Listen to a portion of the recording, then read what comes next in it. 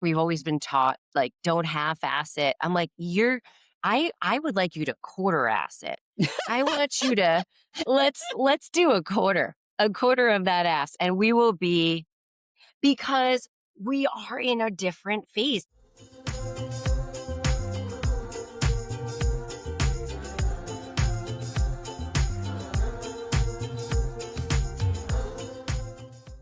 Hello, and welcome to ADHD and with Jory Houlihan. I am Jory Houlihan, your guide for the dopamine deprived. I just love who I'm interviewing today. This is Debra Duby. Deborah graduated with a BA in psychology from the University of Connecticut in 1997 with honors. She then worked in tech recruiting in New York City and then as a junior partner of a startup before changing careers to wellness in 2022. That is a big jump. Deborah began her first training and nutrition company 23 years ago and has been working full time as a nationally certified trainer and nutrition counselor since. She works with individuals, groups, and in corporate settings, both in person and virtually. She has completed a 2-year international meditation teacher training program under Tara Brach and Jack Cornfield. Deb has competed in natural bodybuilding, a number of endurance events, including the New York City Marathon, Danskin Triathlon, and a 150-mile cycling event for MS. Good golly, Miss Molly, holy cow, that's a lot. With 23 years of full-time experience, she offers her clients a wide breadth of knowledge, experience, and care. After 25 years of living and working in NYC, Deborah now lives with her husband and teenage daughter in Nashville, Tennessee. Welcome to the show, Deborah. Thank you, Jory. I'm delighted to be here. You work primarily with women who are in midlife, right? We're going into perimenopause and menopause. Menopause hits women with ADHD hard, really hard. And now I want to be clear, not everything we're talking about today is going to be ADHD related per se. But if you are a woman, you will eventually end up in menopause, even if you're not there now. So you should just take some notes because you're going to need it eventually. All right. So let me ask you this. You have helped so many women build strength and confidence over the years. So what changes do you see in clients as they move through perimenopause and into menopause? This is such a juicy question. I think what I see over and over again is that suddenly it's like nothing's working anymore. That's one of the biggest, most common complaints that I get right off the bat, whether it's a current client or someone new. Like, WTF, I always did this, that, and the other.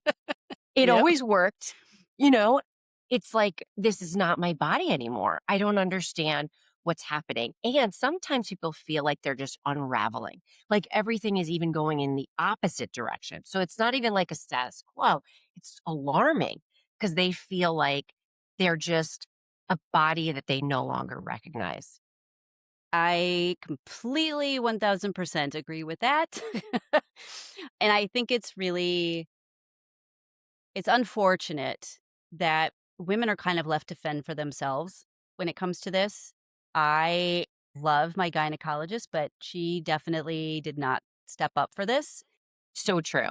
Even down here, I had found someone who did specialize because I was lucky to learn, like a lot of us, because I was curious over the last 3, 5 years, I would say that being NAMS certified was really important. And I just really wanted to already get on the hunt because I knew, like you said, it was coming. And those people exist. And you're 100% right that if your current gynecologist doesn't have that certification, I mean, again, I don't want to pick apart any sort of physician's background or expertise, but they absolutely ought to either get that certification themselves or refer out because we really feel like we're walking on a tightrope and it's not fair and it's not acceptable anymore to shrug a shoulder and say, Yes. take it on the chin, lady. Everybody goes through it because it's BS. There's a lot that we now know and we can do. Yes. And I wanted to go back, George, to, why we hit the wall, because I think that's like a big question. It's like, okay, WTF, but now why? What do I do about this? And I want to be very clear that although everybody's different and everybody's approach is going to be somewhat different, there are a couple of key things that I'm still teaching over and over again. And I think because I'm in the business, I'm surprised that I keep teaching the same things over and over again. But I realize we're still in an intellectual debt as far as understanding what's happening. So, if I may, Mhm. can I go into the couple of things that I think? Yeah, absolutely. Okay. So most people do know this by now because I always ask when I give workshops, but still, it's not everyone that when you hit about age 30 is when you've built your peak bone and muscle mass for your lifetime. So if maybe you weren't a sporty spice kid, if maybe you got into, you know, chronic dieting or dieting culture, maybe eating disorder type stuff, you've kind of taken a hit already by age 30. And after that, it is a downward slope. Now, Mhm. there's a lot that we can do about that. So I'm going to talk about that because I don't want it to sound depressing. But what happens is a lot of women, especially, keep doing what they were doing. And they might not notice that it's not working as well between age 30 and 40 because that decline has just begun. But by the time they're at 50, it's pretty friggin' clear that there's something very wrong. And that's because we continue to lose muscle and bone if we're not actively aware of what to do to keep it and put it back on. And then the hormonal changes, which we all know, right? Well, everything tanks estrogen, progesterone, testosterone, or it's like doing this roller coaster Yeah. ride. So, all of that together is like the biggest cluster F for us, right? By the way, you can swear on this podcast. It's okay. Okay. So, you don't know what you just allowed. You know what you just unleashed here. But so here the good news is though, it doesn't have to be like that. And even if you were today years old when you heard that, that's okay. You can start today, whether you're 50, 60, 70, or 80. And I know this because I started working in this field when my clients were 50, 60, 70, and 80. And now they are, I would say my Mhm. oldest client is almost 90. But I've gotten to see how this process really has helped. And one of the biggest things is protein, which we can talk more about today and why. And the other biggest thing is really understanding what resistance training is, what it isn't, and how to go about actually getting effective results. Because there's a lot of people that think they're doing it, but it's not what's needed to get the stimulus for muscle and bone to change. Okay, awesome. Yeah, and what a lot of people don't realize is one of the reasons that women, for example, who don't have ADHD suddenly feel like they have it because suddenly they have this like foggy brain and they're like losing words and they're forgetting where they put their keys. And that is because dopamine levels are directly connected to estrogen levels. So when your estrogen plummets, guess what else does? And so I So sort of true. jokingly tell my non ADHD friends, I'm like, welcome to where I live. It's been my entire life. Now imagine this 1,000 times worse because that's where I am now. So it really that's one of the reasons why menopause hits ADHD women so hard. And just for the sake of being fair here, men go through their own version of menopause. It's called andropause, and their dopamine is connected to their testosterone. So, fun fact. That is fun All right. facts. Thank you. You're very welcome. A lot of women start reporting like sort of surprising symptoms, right? New things that are showing up during perimenopause, sometimes long before the official menopause kicks in. So, how do those shifts affect motivation or their energy for fitness in your experience? It's like in every way. So, a lot of times what's happening is that our sleep is slowly deteriorating. And I will take myself for example, I'm 50 and a half. I was like a champion sleeper. I could win a world record. I could sleep upside down any time of day. I just had phenomenal sleep. Very lucky since I was a kid. And over the last couple of years, my sleep very slowly started to deteriorate until it was like I didn't even notice. It was just sort of like I got to a point where I realized, "Oh my god, I really don't sleep through the night for an entire week, a month." And then the other 3 weeks are meh. And so Mhm. that alone, sleep is tied to everything, our brain chemistry, our hormones, our metabolism, our blood sugar. I mean, there really isn't anything I think that sleep isn't connected to. So that alone will create so many issues for women where they're just exhausted. They have no patience left. They feel like they just have no tolerance for any additional stress on their body or their mind. And so that can often impact women where they're like, I would like to do this. I know I should do this, but I don't have any energy. And honestly, I have no motivation. So that's usually symptom one. Obviously, I'm not a doctor, I can't diagnose, but I will often say, depending on age, you may want to talk to your OBGYN and or a therapist because to your point, other things can be cropping up as well due to hormonal shifts, maybe not due to hormonal shifts, but that's usually symptom number one is just fragmented, deteriorating sleep that is then just Yeah. ballooning into all these other mood fatigue issues. And then, brain fog, all those things. And then I just kind of when we were talking about this earlier, I was thinking about other things that I don't think women talk about in general, but they talk to me about. Like, I can't do these things anymore because pee is coming out. This is what women say all the time to me. Or Yeah. I'm constantly battling UTI. So that's another red flag. My antenna go Yeah. up to say, like, thank you for telling me. And again, we can solve these things, but here are the right professionals. And then I think other signs are joint pain, nagging injuries, whether they be joint injuries are really common. We've all heard now frozen shoulder, even fractures start to happen around 50. So people are getting diagnosed earlier with osteopenia only because, not because I don't think there's anything wrong with the world and the planet that we live on, but I think we're just testing earlier so that women don't find out when they're 65 that they're full on, Right. osteoporosis candidate. So anyway, but those are some of the signs that women come in with, and it can feel like a deterrent Yeah. because they're in pain, they're having injuries, nothing's working, they're peeing, they feel exhausted and moody, right? Like, Yeah. who the hell would want to exercise with that basket of horrific symptoms? It's hard. Ser It is. It's very hard. I was one of the people who sleep just I was 52. First, my sex drive went in the toilet, and then my sleep went in the toilet. And, like, I was waking up at 2:30 every morning, and at least 3 to 4 mornings a week, that was it, I was up. I was just exhausted, and the doctors that I talked to, I went in for just regular physicals, and I would bring it up, and that was sort of like you said, it's like, "Not much we can do about it." And I'm like, I just What? would leave those appointments feeling so deflated. Like, this is really? And it's a vicious cycle too, because especially with sleep. And sleep is when our body heals. So all these aches and pains and everything else, I'm sure is also Yes. related to that. They all connect in some way. Jory, that's so brilliant and so worth repeating. It is a vicious cycle, and then you can't get out.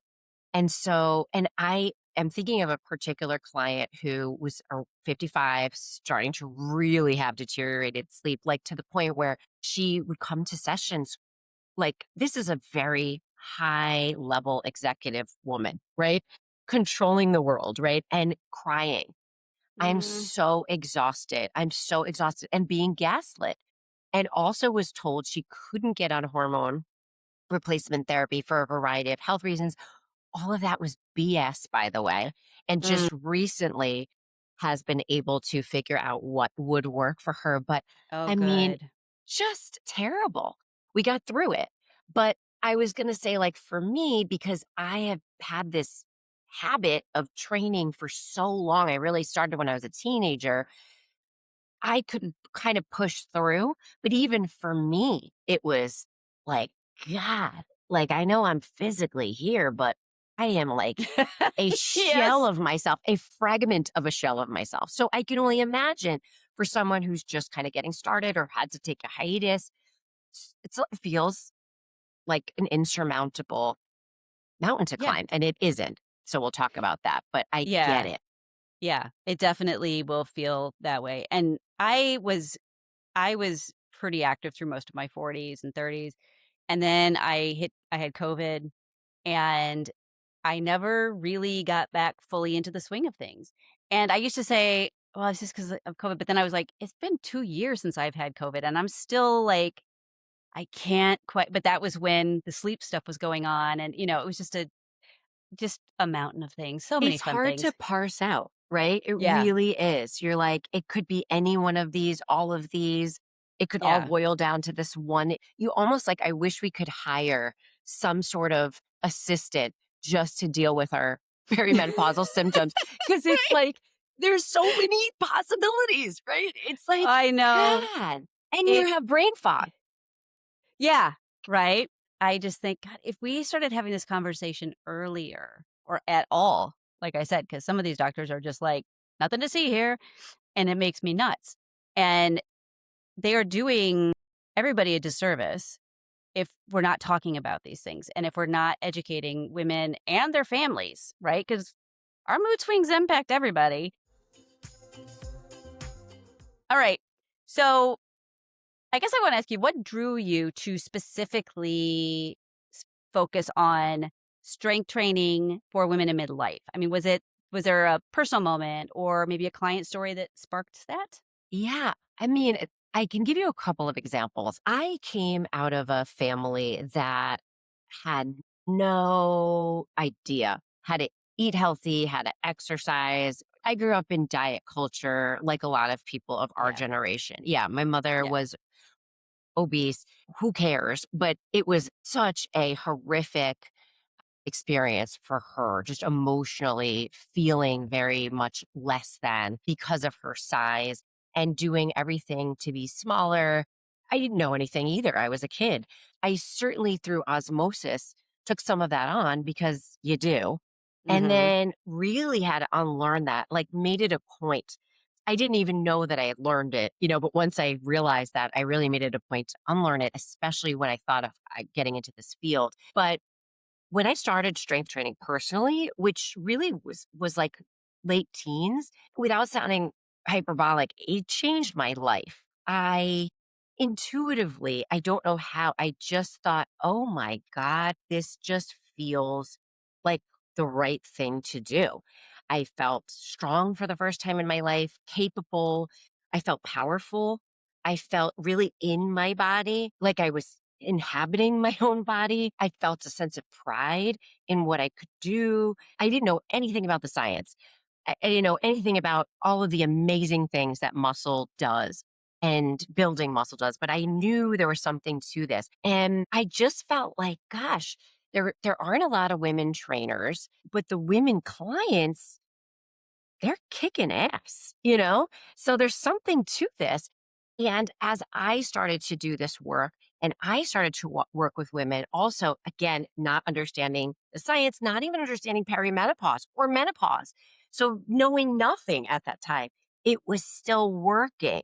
And they were having the same kind of existential kind of breakthroughs that I was like, holy, look at they would say, look at my arm. My arms never looked like this, Deb. Like you're a wizard. And I was like, I'm so not a wizard. It's just that strength training is really effective. And I knew enough about protein and strength training to kind of get by without harming anyone. But now it's like, oh my God, does everyone need to do it? No. Am I going to proselytize people? No. But if women are open to it, I get really excited because I've gotten to see now we're on year 24, women with, reversing osteoporosis or osteopenia diagnoses, or at least holding it stable if they had it, being able to do pull ups, deadlifts, hip thrusts into their 70s and 80s, being I love it. independent. Yes. Being like nobody has a walker, nobody has a cane. Not that there's any shame in that, but it's neat to be like, wow, these are a product of my work. You brought up something that I think is important because you said back then there just were not women lifting. I think it's gotten better, but I think there is some intimidation about that. If you go to a gym to work out in particular, yeah. And so I am happy when I see more people talking about that they're doing strength training and all that stuff. And so I hope that if you are somebody who's interested in it, but maybe that part of it intimidates you, maybe you just start off with a few things at home, right? Or get a personal trainer like Deb Yeah. and see just where your strengths are with it, right? Literally and, figuratively. I know it's easier said than done, but don't let the gym intimidate you because I think that it could really be life changing for a lot of people if they can find the courage to. And again, maybe you do it at home instead, but when you said that, I thought they were afraid to go to the gym. And just to, continue on that note for a second, as someone who has been doing this professionally for 20 something years, I got to be honest, very few people at the gym know what's going on. Like they might look like they know what they're doing. I can count on one hand, yeah, each time I go. Oddly, Nashville, there at the gym that I go to, there's a pretty high percentage of people. This is the first time in my life, men and women, that I'm like, good Yeah. set, But typically I am biting my fingers, not making fun of people, just like I want to jump in and say, "Can I help you?" But I know that's not always well received. It's a place where women, I don't know exactly why, but have convinced themselves that they don't belong. And I tell my women this all the time. You belong more than the average person that goes. And if you even do couple of sessions, you will know more than the average person who's been probably going for decades. So yeah, it's one of those like, don't judge a book by its cover. So tell me this, what are some common misconceptions that you encounter about fitness at these stages? I'm so glad you asked that question because I thought that's like the perfect next thing to talk about. I think if we're going to specifically speak about women, I have like six that I hear over and over again. The first one is women think they're going to look like their teenage son, or they're going to look like if they're married or with a male, they think that they're going to look like the men. They will not. So it is nearly impossible physiologically for us to do that, especially given the hormone changes in perimenopause and menopause, right? There was a woman, a doctor, she's very popular on social media, and she made this statement, and I did not fact check, but I hope that she was not making this up. She said that in menopause, we have less estrogen than the average male.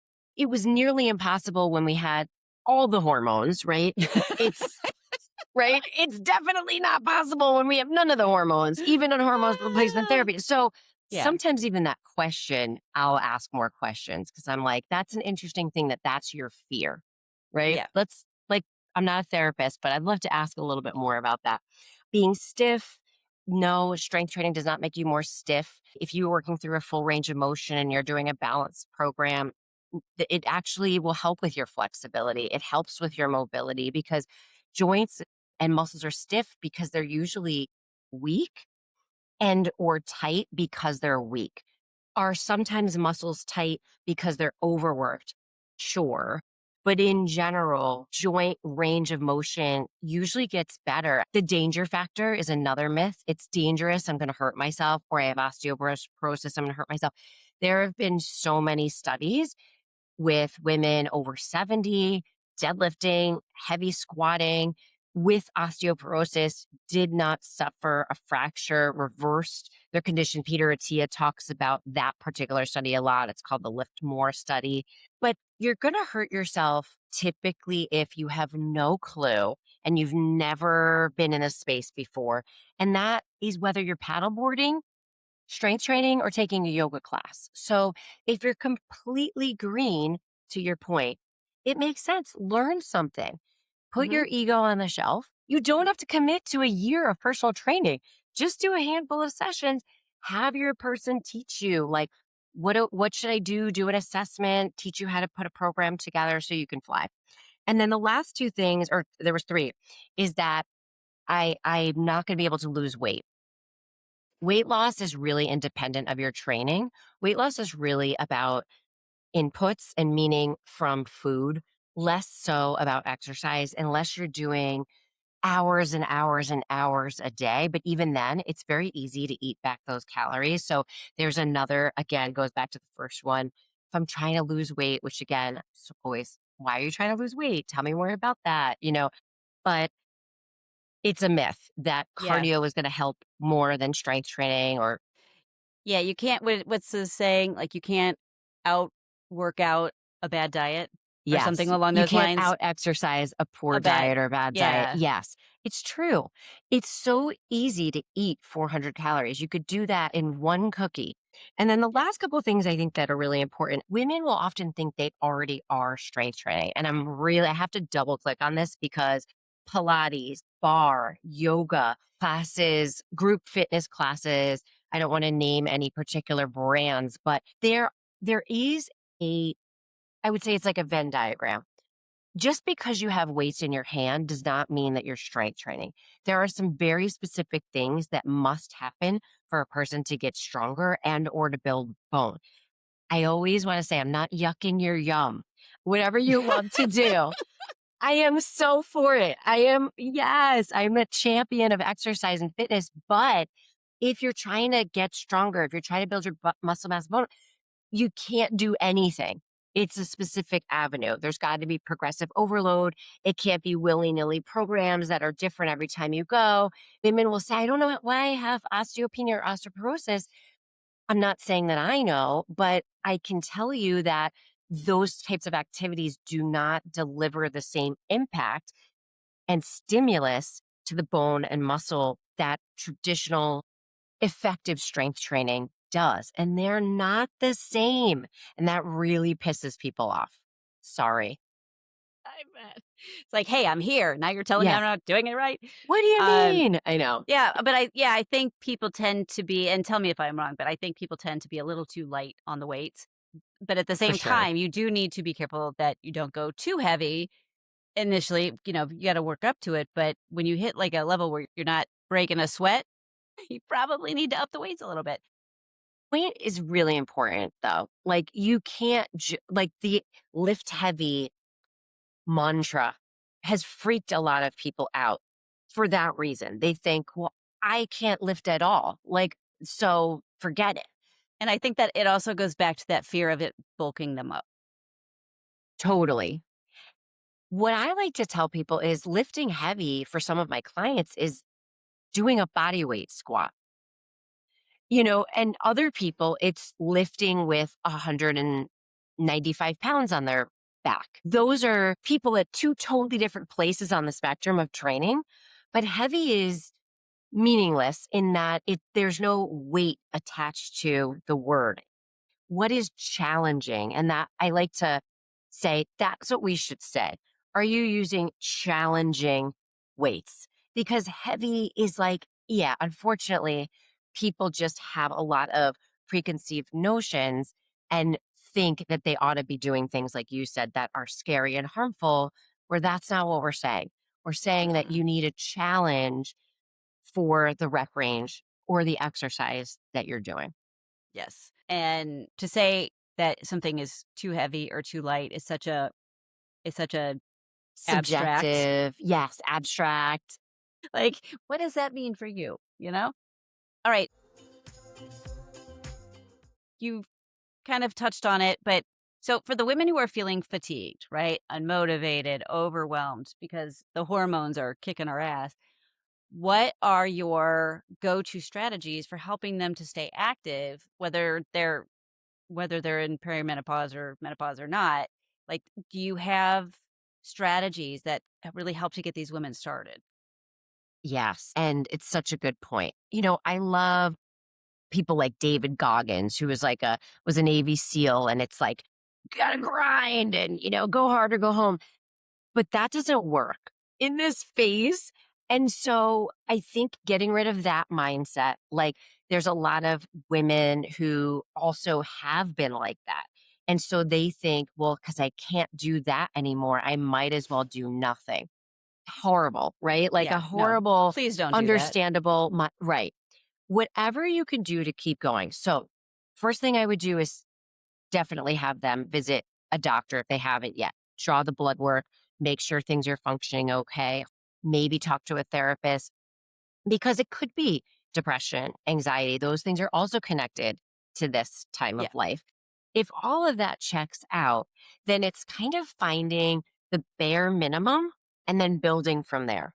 Let's just aim lower, which is a really funny strategy for perfectionists and for I was overachieve. gonna Right. say, They're those like, people are gonna be like, what? "Wait, what?" I always say, like, we always laugh, like, we've always been taught, like, don't half-ass it. I'm like, I would like you to quarter-ass it.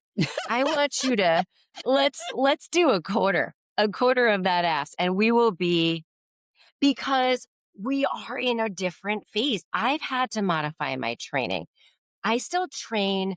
I like to lift, so I'm still there 3, 4 days a week, but my training has taken a hit as well. There are days where I'm like, I'll be lucky if I can do 3 exercises today. And so my mindset changes too. Let me just start with 1 exercise. And then I'll see. Lo and behold, I usually feel that I can do the second one. And then I usually feel like I could do the third and I'll work my way through. But I don't do nearly the volume that I used to do. So we start small and we start with a dose that feels positive, Yeah. that the client says, wow, I did that. I felt really mentally good that I actually achieved it. And I didn't feel like I was about to pass out when I got home. I still had energy the next day. It's not, this is not a disease, but I work with people who have chronic disease and chronic pain and chronic fatigue syndrome and Lyme. And it's the same kind of approach. What are you going to tell these people? Like, forget it? Like, that's Right. crazy. The worst thing that you can do is forget it. The best thing you can do is find another avenue. Let's be creative. This is not a forever strategy. It's just for now. You keep your pinky on the wheel. Right? You take a quarter of your ass, right? And you're going to be happy until the things change and then you can, women in their 60s are they're past this and they're usually feeling pretty fabulous. So Yeah. I have to remind them there's a light at the end of the tunnel. Well, and you touched on something that I am kind of always talking about, which is, an ADHD overwhelm is a big challenge, right? And so for a lot of people working out, they look at it and they go, "Oh my gosh, like I have to get the clothes on. I have to do this. I have to, because it's not just working out. They're seeing everything leading up to the working out as So also a true. task." Yeah. And so what you said is exactly right, which is break it down. Maybe just get the workout clothes on. See where you are then. Because for some people, that's going to be it. But then maybe the next day you put it on and maybe you then do a couple of things. Let me just start with this first one. All right, how am I feeling? Okay, I can do another set or I can do a different exercise. And then if you truly can't, did what you committed to, so you can still feel good about that. It's all about just being curious about what works for you and what doesn't work for you right now. Because, like you said, it's not going to be like this forever, first of all. And second of all, when we can allow ourselves, it's the perfectionism aspect of ADHD that tends to keep us really locked into, but I could do this before, right?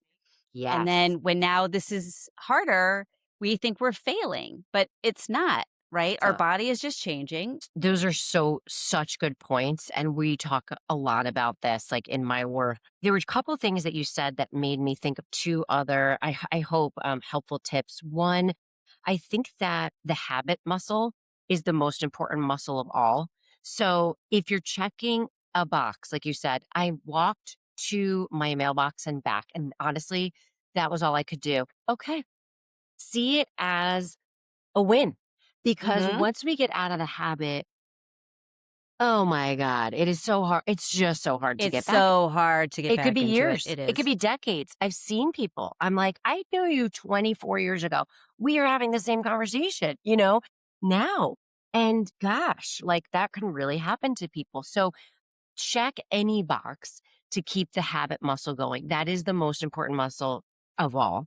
And second, I think a lot of people think if I feel like it, then I'll do it. No, it's like the mind doesn't start and then the body follows. The body starts and then the mind follows. And I know I'm not the first person to say that. I think that's been said from many, many people in many ways, but that has always been true for me. Arnold Schwarzenegger and his documentary said, I don't know if you saw it. It was great.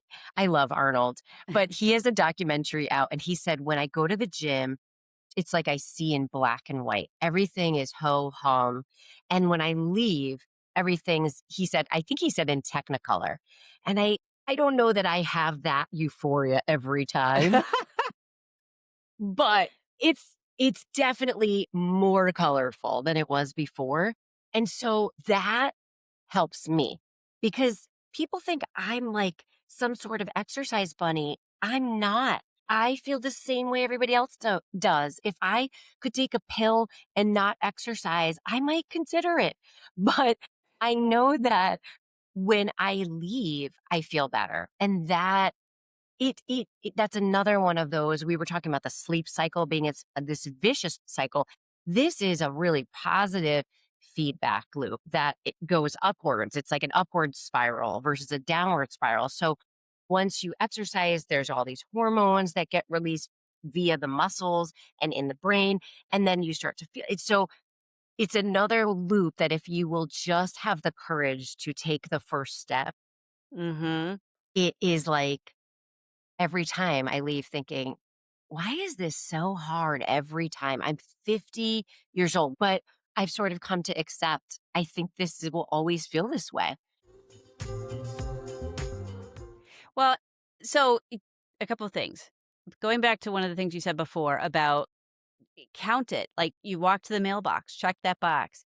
Don't judge the size of your wins, people. Seriously. A win is a win. Way too often we're doing the comparison game and you're looking at your friends who are, filming themselves at the gym and blah, blah, blah. You're comparing your behind the scenes to their highlight reel. And that's not the same thing. And it's going to be harder for people with ADHD to get started because we're low on dopamine. Dopamine is the thing that gets you to do the thing. The other thing you mentioned, like you said, most people think motivation comes first. Momentum has to come first. That's what gives you the motivation. And when you can say, again, it's those little steps, it builds on itself. Now you're motivated because now you've got the momentum going. The motivation is Yeah. not going to come first ever. Never, And never. especially if you have ADHD, understanding that if you just take those little bitty steps to get started, this is also where that accountability, I talk about this a lot, external accountability. That's the other reason that I think having a personal trainer to start with, especially if you've never done something like this, can be really good because now you have that external accountability that's going to get you to the gym, or at least more often than if you didn't have it. But all of those things can help you take those little steps. No one's asking you to go out and run a marathon, right? We just want you to have strong bones and, you know, and maybe a little less brain fog at this time in our lives. And again, it's that perfectionism, so many isms that are just a pain in the ass, but don't let that get in the way. I got the gym clothes on. That is the farthest I've been in 20 years. That is something to celebrate. It really, really is. The it does like I just loved everything you said. I think all of that is so true. The small wins are the wins. It doesn't matter. And one thing that cracks my family up that I don't know where I got this, how I started this, but as I got older, I don't know. I know a lot of people are so hard on themselves, and I am in a lot of ways too. But I got in this habit a lot after doing something that I know was challenging for me. So that could be going to the gym, going or coming back, saying to myself or out loud, I'm proud of myself. So my husband started cracking up because he'll do it. He like flicks his pretend hair. I'm proud of myself, but it really helps. Like I am. I did do it And this is where surrounding yourself with people who will also be your cheerleaders, right? for Who sure. will acknowledge, like, that's awesome that you did that, to just be there for you. Because sometimes we feel kind of silly and, oh, this isn't a big deal. But when you have other people that are also saying, no, that was a big deal, that's a big deal, that changes it, right? It's not just you saying it now, it's somebody else saying it. And so we control our environment, and that includes who we surround ourselves with for the most part. So choose So well, true. is what I'm saying. Love it. So you have these women coming in, they're having these symptoms, right? They're having sleep issues, they're having joint pain issues. So how do you personalize fitness programs for those women? So, great question. Someone's going to hire a trainer. You got to have a trainer that's going to give you an assessment. And that isn't like a handshake and a high five and a couple of quick questions about what you ate for breakfast. That is not an assessment. An assessment, in my opinion, should be a lot more in depth, looking at how you move, looking at as many joints that are obvious, that make sense, right? Given what you'll be doing as they can, putting you through a bunch of different kinds of screens, gait walking, posture, squats, maybe a set of modified push ups, looking at flexibility and mobility. And a really good trainer is going to be able to say, this is out of my scope of practice. Sometimes I've had to say that too. You also want to find a trainer who has experience with your issues. So don't feel afraid to advocate and say, like, I've got knee stuff, I've got shoulder stuff. Tell me about your experience with that. Not, are you experienced with that? Tell me about Yes. your experience with I that. love that. You Yes. can ask for, can I talk to some of your clients? Because who have gone through this. You can ask for their certification. You can ask for their insurance. I love when clients do that. If you don't know a trainer, go to a physical therapist or orthopedist and ask Mhm. for a referral or other doctor. And I wanna remind my listeners, so ADHD tends to come with a big helping of people pleasing, which makes us hate confrontation. As a result, a lot of times we don't advocate for ourselves the way we should. This is one of those places where you should absolutely advocate for yourself. So, last question before we get to the speed round. Okay, so there is a lot of information online about perimenopause and menopause and exercise, and it's a lot, right? So, what advice do you wish more women heard, especially from someone that they trust, like a doctor or a personal trainer?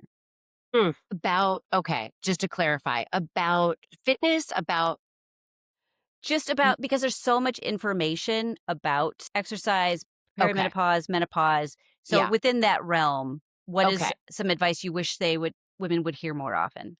I think women over index generally in cardio and under index in strength training, only because it's like hammer and nail. Like, I can't speak for the entire female population, but that is what I see over and over and over.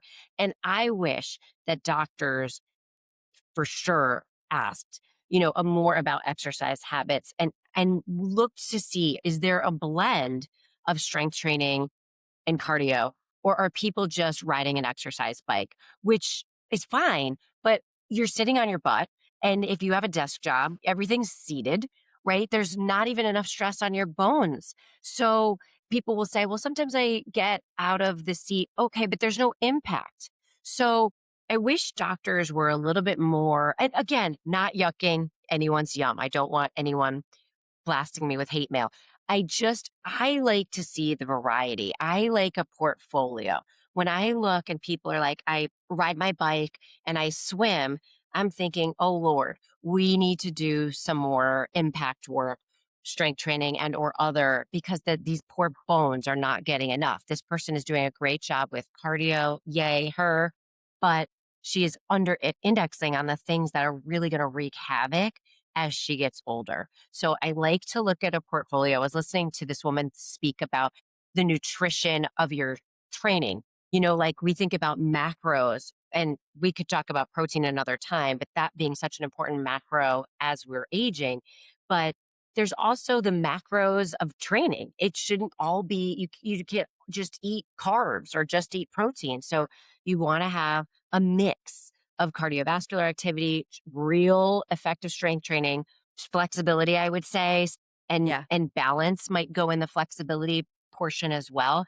That's really robust. So I wish that doctors were more intentional about their questions versus just how much do you exercise a week, which is just like my other Yeah. gripe with doctors is like, friggin' hate the scale. Like, I don't have a problem with my Oh, body weight, but I'm always like, I don't get it. A doctor recently said, "Oh, we do this more with kids because dosages." I'm like, "Okay, I'm 50. Why are yeah. you weighing me? Tell me my body composition. Tell me something that means something." By the way, body comp is not our BMI. I wish they talked about body composition though to truly, because I will just give like a 2-second workshop. Your body comp is really important for your health. That is not your BMI. Body composition is lean tissue to not lean tissue. I don't even want to say to fat, but it's an approximation of like muscle to fat, but it's really what's lean, what's not. Yeah. And when we go over a certain threshold, women and men, our fat cells start to become pro inflammatory. That's a problem. So that's why we never were taught that. We were taught No. it's bad to be obese because it's gross or it's ugly, all this crap. So then Yeah. women went like double birds, which I'm so glad. And we got into this body positive movement, which is terrific, except we need to also understand that, yes, all shapes are great. And there are health components associated with our body composition, and they're real.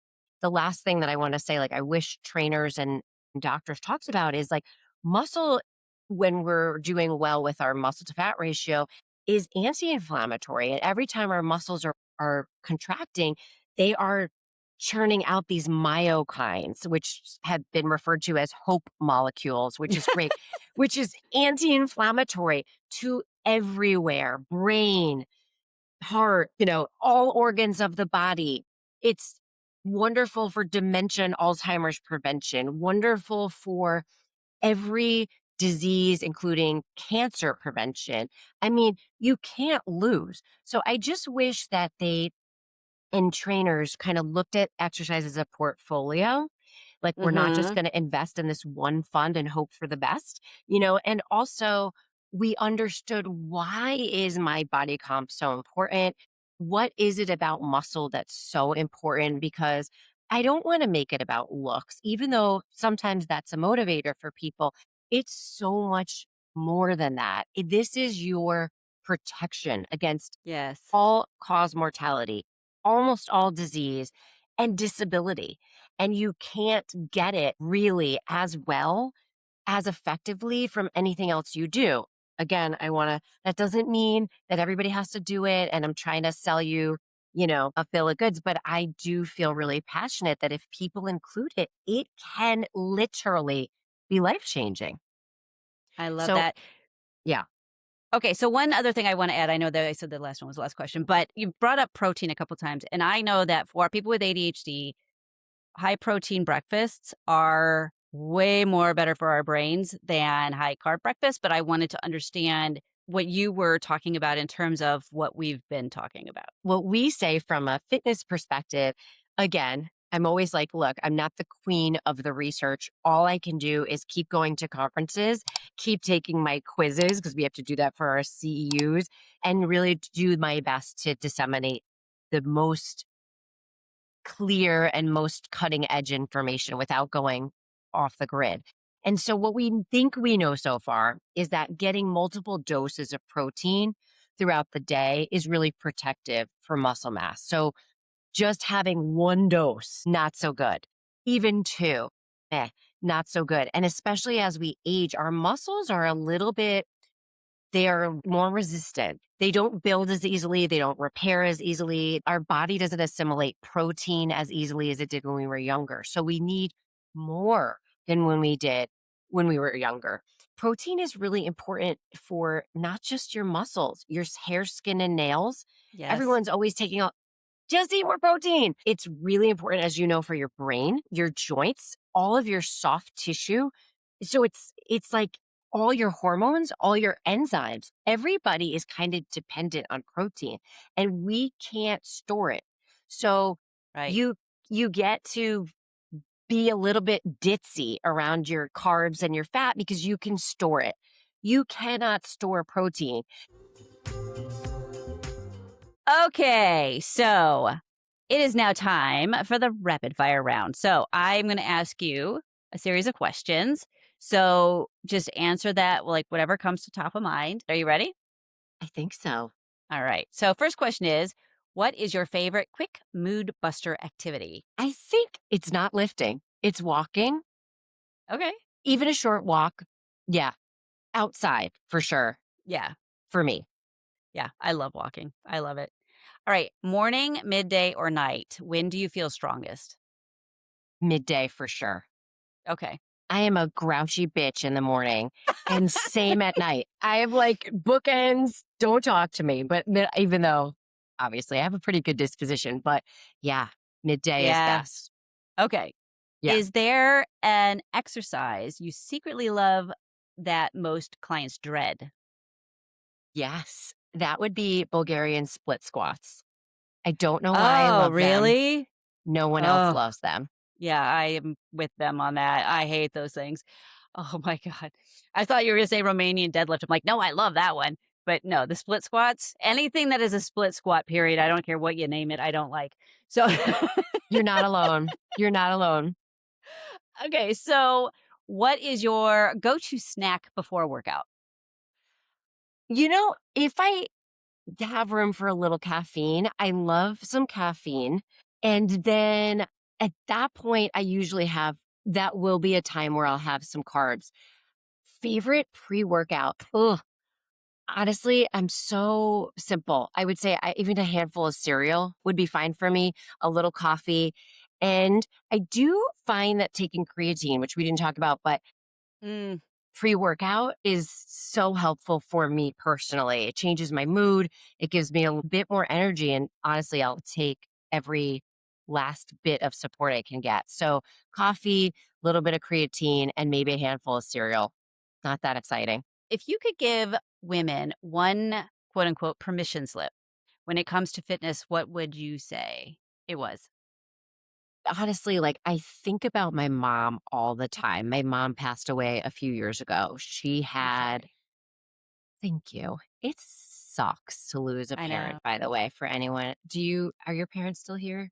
No, I've lost both my parents. So, Oh, Jory, I'm sorry. yeah, so Ugh, it's a while ago, but yeah, it sucks. It sucks to have no parents. sucks. Even in It your 40s and sucks. 50s, it sucks. Yeah, shockingly. And I know that that took like a turn from this, but my mom got a crazy disease when she turned 60, and it was like MS, and she became paralyzed and was Oh, paralyzed until she died. And because of the paralysis, there were other health problems because when you're paralyzed, like then you're just like a doormat for all these other issues. Maybe that's just what would have happened no matter what lifestyle she would have lived. But I grew up with like a really beautiful, intelligent, really intelligent. My mom went to Bronx Science High School. We always brag about that as New York people, and she was so kind, so good, and sharp. And she was so ashamed by her body. And it really mm, was like a guiding principle, I felt, in so many of her decisions in life. And so I know that sounds like, why are you talking about this? But my advice, and I feel emotional about this because it was devastating to me to watch her make these kinds of choices. And I don't mean that about the obesity and stuff. I mean like how she treated herself. Do my advice, permission slip, do whatever you can to feel good in your body. Do whatever it takes. Do whatever it takes. Go to therapy, try different movements because you have one freaking body. And yep, we have no idea how long we'll have this body, how long we'll have this body in good health. It infuriates me and it devastates me that we spend 1 second like uncomfortable and ashamed or embarrassed by our bodies. And that is a choice. And so I just want to empower women to do whatever it takes because you can feel good in your body. You yeah, can. It is a choice. And I want you to just do whatever it takes. yep. Just, yeah, completely agree. You don't have to have a perfect body to be comfortable in your body. And what does that even Nobody, by the friggin' way, mean? has a perfect body. Nobody Yeah. does. The ones that look like it, they're airbrushed. So anyway, yeah, they're AI. They're not real. All right. So how can people find you? You are welcome to contact me, I guess, in a variety of ways. I'm definitely on Instagram. It's my name. You can find me on a little bit on Facebook, definitely on LinkedIn. I have a website, debraduby.com. Those are probably the main and best ways to find me. Okay. And I will have all of Deborah's contact information in the show notes. So I want to thank everybody for joining us today. And whether you have ADHD or not, whether you are in menopause or not, I think you probably got something out of today or something you can take with you. If this resonated with you in any way today, please do me a solid and like this episode and leave a review so that we can find other ADHD menopausal women. All right. So until next time, remember, ladies, please stay curious.